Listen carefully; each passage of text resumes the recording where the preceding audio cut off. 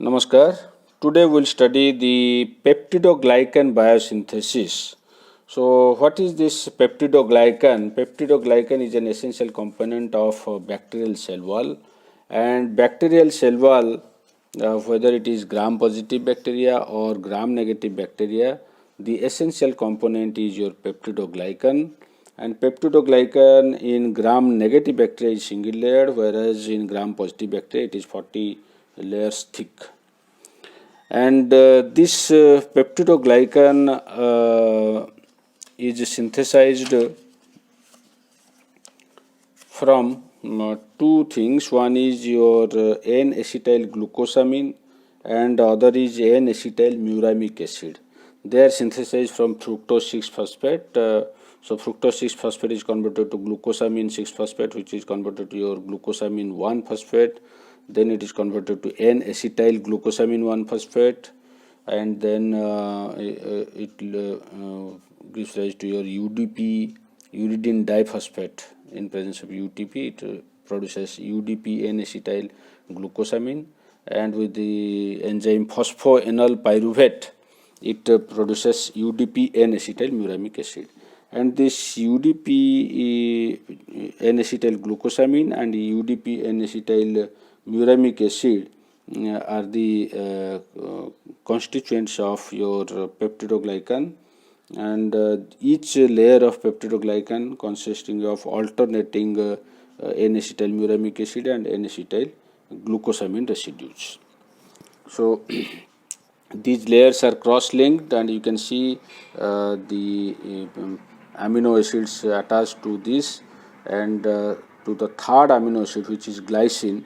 It is cross-linked with 5 glycine molecules to fourth amino acid of the other layer. So in this way they are cross-linked. So let us see how the synthesis occurs. So UDP N-acetyl muramic acid forms a tripeptide complex with L-alanine, D-glutamic acid and glycine. These are the 3 amino acids which join to form this tripeptide complex. Then 2D-alanine dipeptide, this dipeptide then forms complex to form this pentapeptide complex.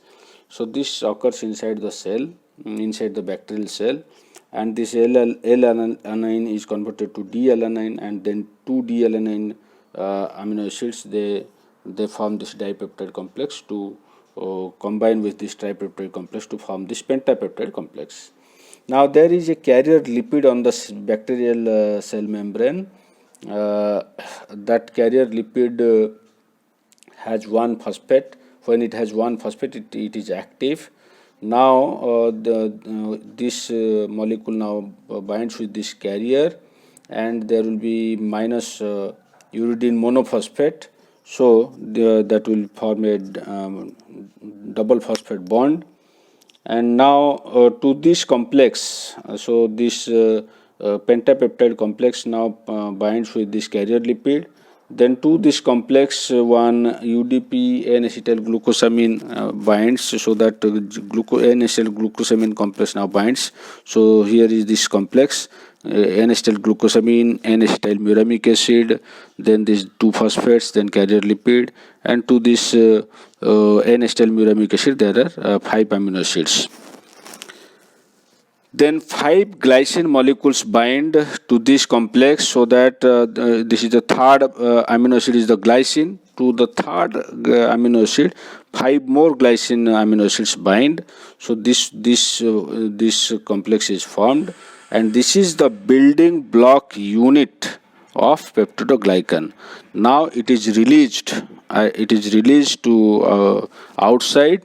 And now this is the building block unit of peptidoglycan by means of 2 enzymes, transpeptidase and carboxypeptidase.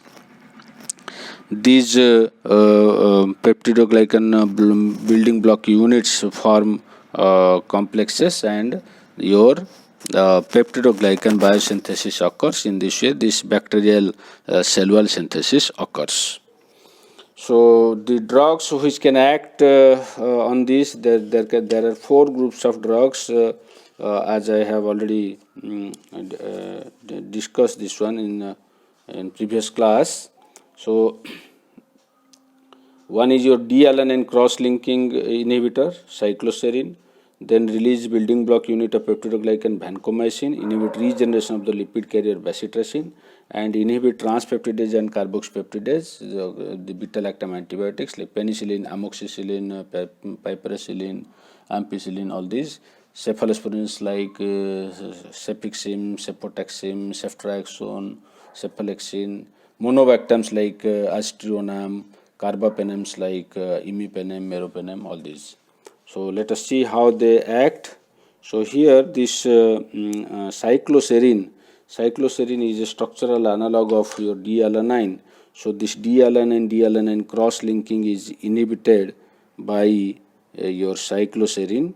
So this is in this way it inhibits the peptidoglycan biosynthesis. Then the release of this building block unit is inhibited by vancomycin. Vancomycin is a glycopeptide antibiotic which inhibits peptidoglycan biosynthesis by inhibiting the release of the building block unit of peptidoglycan.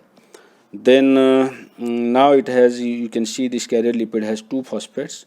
Once it releases one phosphate, it can become active.